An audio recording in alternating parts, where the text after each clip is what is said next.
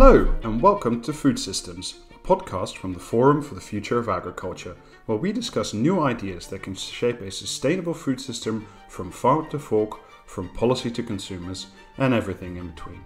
I'm your host, Robert de Graaf, and you can find us on Twitter at Forum for Ag.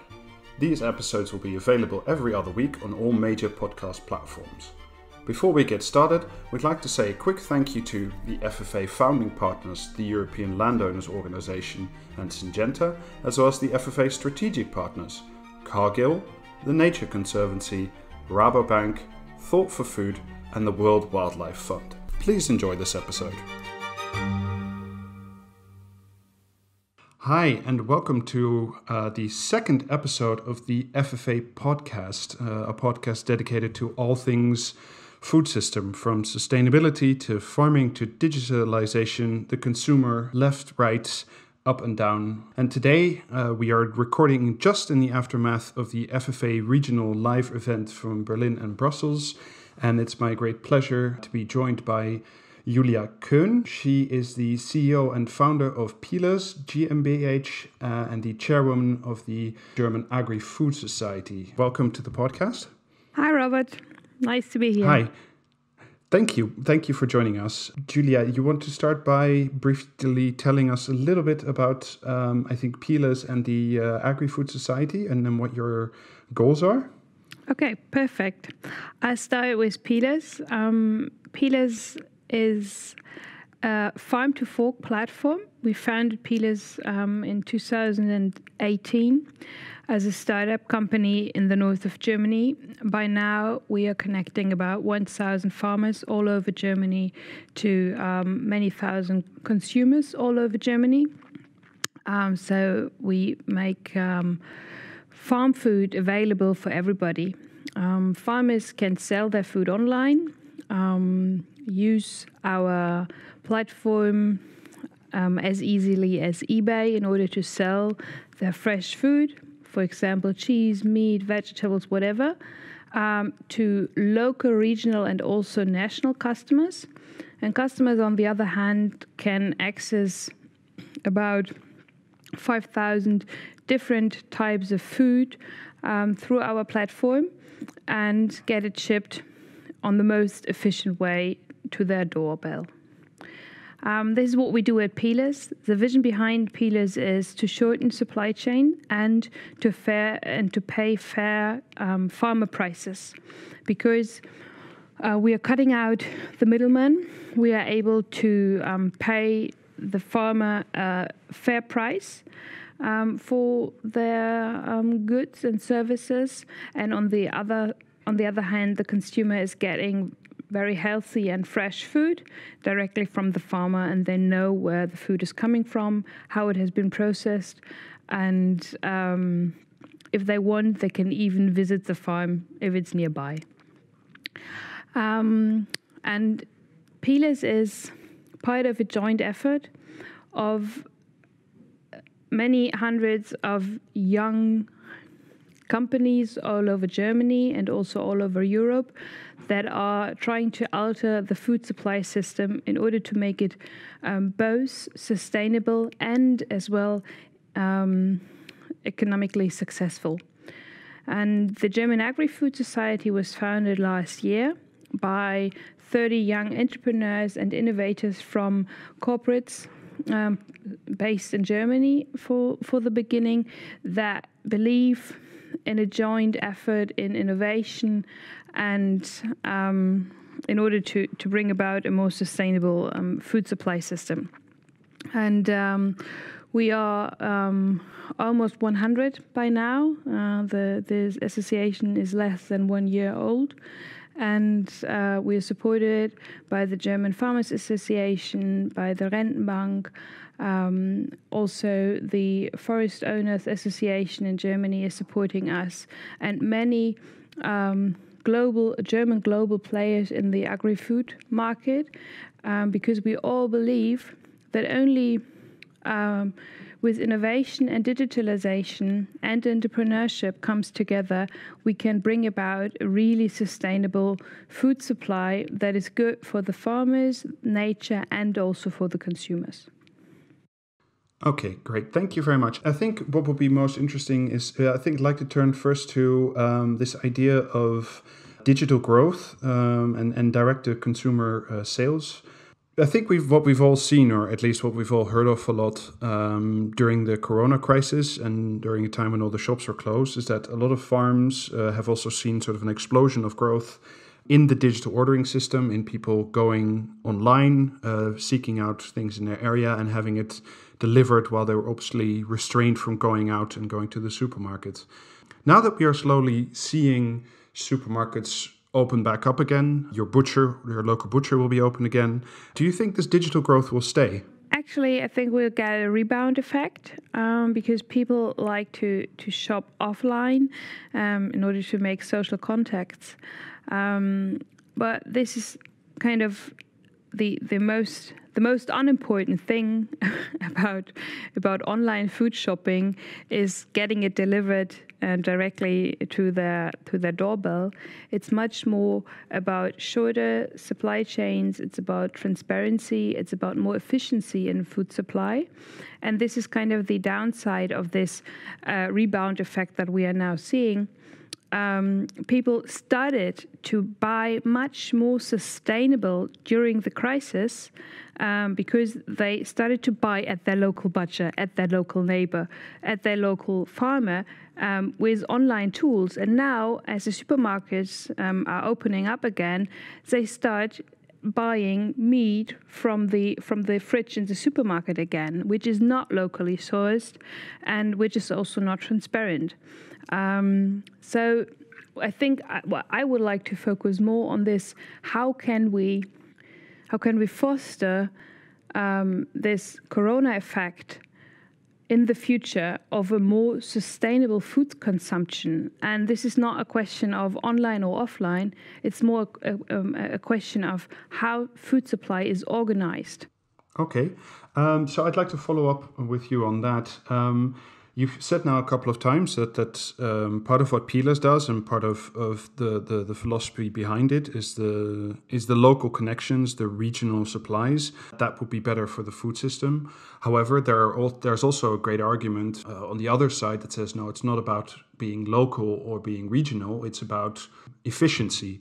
So it doesn't matter if Berlin or Bavaria or northern France produces, for instance, steak locally. It matters what region or what country produces it most efficiently and most sustainably because they use less resources. How do you see this tension?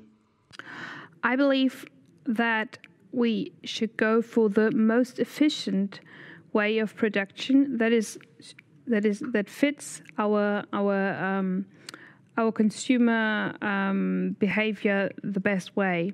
So if consumers are looking for local food that is really local and really transparent, then they can go for services like Pilas and have a real transparency where their food is coming from. When it comes to buying the environmentally most friendly food for the most cheapest price, then they can also use Pilas in order to find out which kind of production criteria the farm is applying to, and then they can source also nationally or in the next step European-wide. So it's not our philosophy that Pilas is deciding whether a consumer has to buy local, regional, nationally, or European, or even from the other side of the world. Our mission is to make transparent what the consequence of their purchase is and to show them where they are buying really from. And then it is on the consumer to decide whether local is better for them than sustainable. And we're not done with this job yet, but we are on the track to make food supply as transparent as possible in order to get really informed consumer choices. Okay, that's a fascinating area because this is something that's very, very often talked about, is that what we need to do is is to give consumers better information so they can make rational choices, or at least choices according to their own philosophical or moral or the imperative simply of the budget that they have. Of course, we went on the website. We looked around a bit, and I think one of the important things that we saw is that you have a series of sort of criteria of little green leaves that are an indication of either how close things are or how environmentally friendly they are. Now, to me personally, I always have some doubts whether or not how much consumers are interested in reading the back of the label. Or following up. Is that something that you see that a lot of consumers do, or are the types of consumers who go to a website like yours sort of already predisposed to looking at the information behind the label? Yeah, I completely agree with you. Consumers are rather lazy, but if they have no choice, then they won't make better choices in the future. So what we are doing at the moment is starting a journey of a more transparent food supply. And of course, our sustainability index that we imposed on all the products you can buy on peelers.de is just the first step in order to make it more transparent, because, in the beginning, we had the whole farmer story. And the farmer was telling, like, I'm using this pesticide, or I'm using this seeds and whatever. And what we found then was that consumers just didn't buy anything because they were kind of overloaded by information. Okay, so, then we came sorry, up. If I can quickly break in, when you say overloaded with information, do you mean that the consumers just didn't believe the story anymore, or that they just got so much information that they just stopped paying attention? Yeah, the later was the case. So they've been reading. They've spent like almost hours on our webpage, reading everything and considering which is the best choice. But they were unable to take the choice in the end, because they got so much information that they were kind of like, okay, now what is better now? And if you are buying food, then you are always taking decisions on different levels. So it's always a moral decision, it's a budget decision, it's also an environmental decision. And if you consider all those informations that are really in this one choice of what am I going to eat tonight, and if you really consider them decently, then you are almost kind of, it's a bit like in a depression, then you are not able to decide anymore. So we have to do some simplification, and usually the price should do the simplification for us. So this is normally the information transmission mechanism that we are using in a market economy.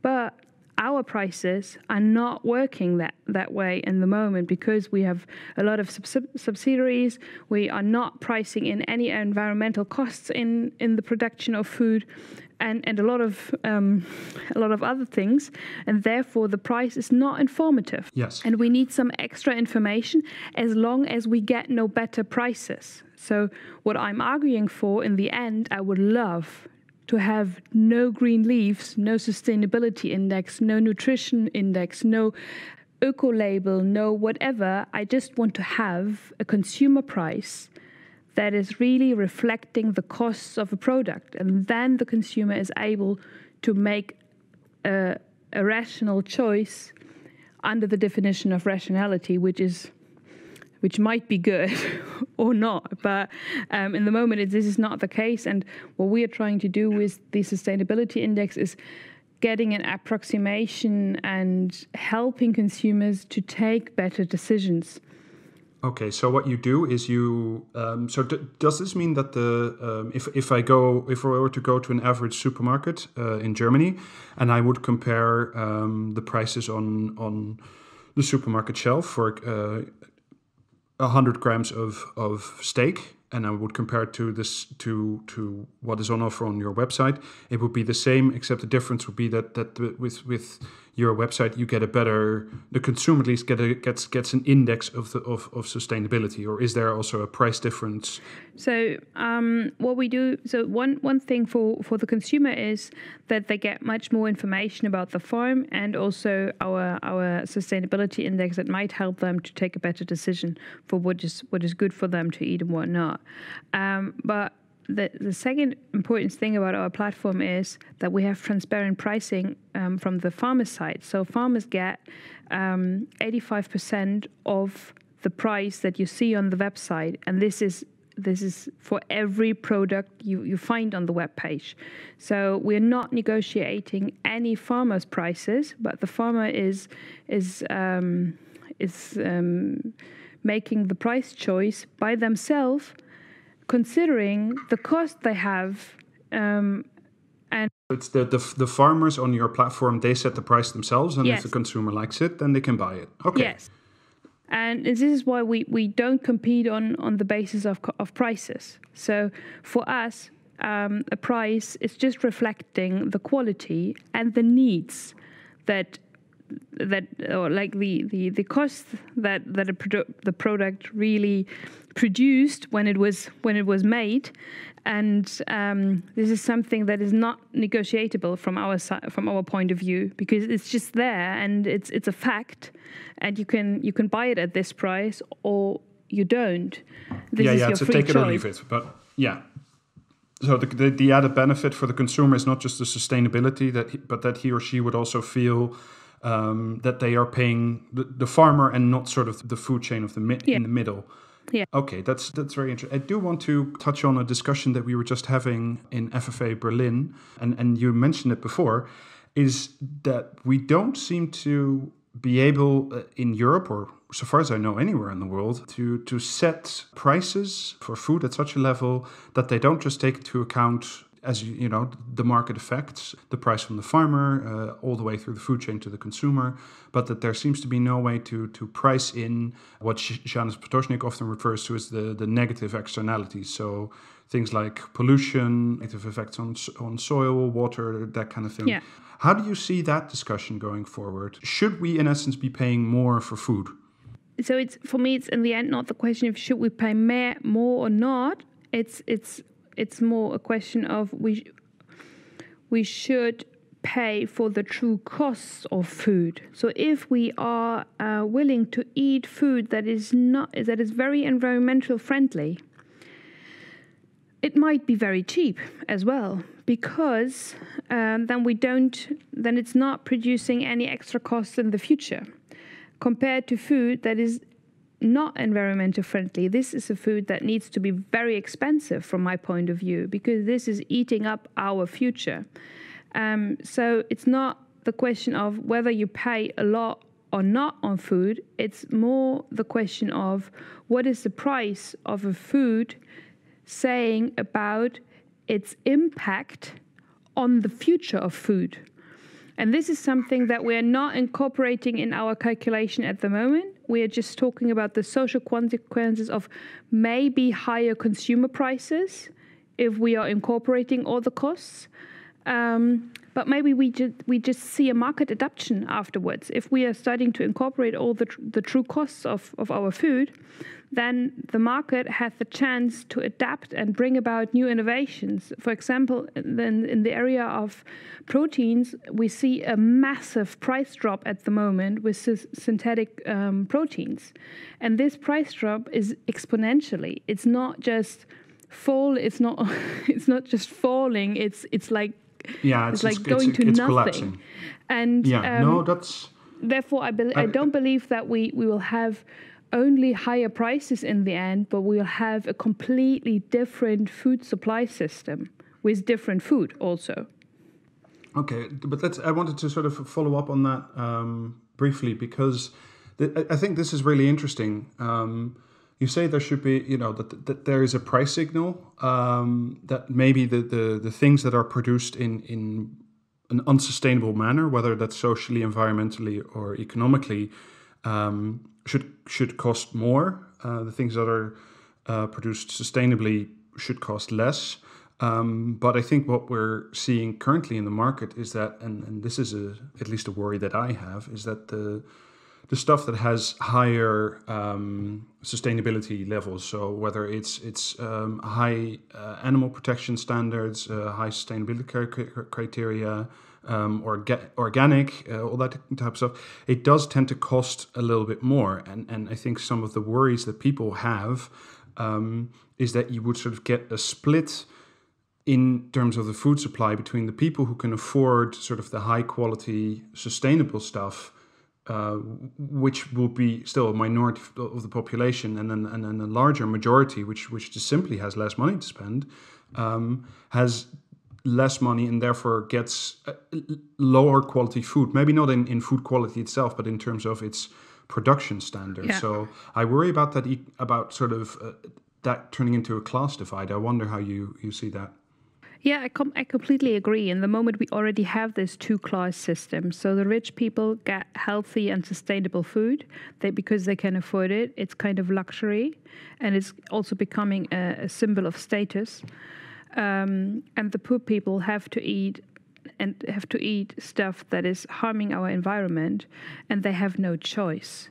And it's just cynic to believe that somebody is hardly able to afford their living spending more money on sustainable food. Therefore, I believe that this is a classical policy question that society has to decide. So we as a society have to decide what needs to be expensive and what needs to be cheap. And then we have to make legislations that are kind of incorporating those external effects in our legal system, and then companies, farmers, consumers can adapt to that, and then we can stop eating up our future. But this is a question. This is really a question of in which world do we want to live in the future, and it's not a question. It's not just a moral question, but it's also an economic question and also a legal question, because we already decided in our Grundgesetz, for example, that we want to save the resources of the future. And if we are serious on that, then we have to stop forcing the poor people to eat up our future. And we are really forcing them at the moment because they have no choice. And this is something that really needs decent political discussions and a change in our laws, and then the economics will change, and then the market can adapt. And if the market is adapting, it will bring about innovation and whatever automatically. But the beginning is our choice. Okay, I think that's a very good note. I think that's to sort of start wrapping this podcast up for today. I think this is something that certainly we here at the FFA try to explore from farmers and to consumers, but also very much in a discussion as we've had today at the regional live event with policymakers. I think what we do on the podcast is we ask all our participants sort of if you could give a, sort of one bit of advice that, according to you, would create a better, more sustainable food system, sort of one way of getting there. What would your one way be? Start incorporating environmental costs and stop subsidizing on the basis of hectares. I think that's very interesting advice, and I think that's something that does bear further discussion. Dr. Julia Köhn from Pillars and the German Agri-Food Society, thank you so much for joining not just this podcast, but also our event live in the studio today. You can find the link to the full video of that discussion in the show notes. And Julia, thank you very much for coming on, and I hope you have a good day and a pleasant trip back home. Thank you very much, Robert. It was a pleasure talking to you. Bye. Thank you very much. You've been listening to an episode of Food Systems, a podcast brought to you by the Forum for the Future of Agriculture. Look for us in 2 weeks when we release our new episode, and in the meantime, please don't forget to subscribe on your podcast app as well as on Twitter @ForumFag for updates on this podcast, news, as well as FFA events. Please check out our website www.forumforagriculture.com for more great content. Thank you for listening and enjoy your day.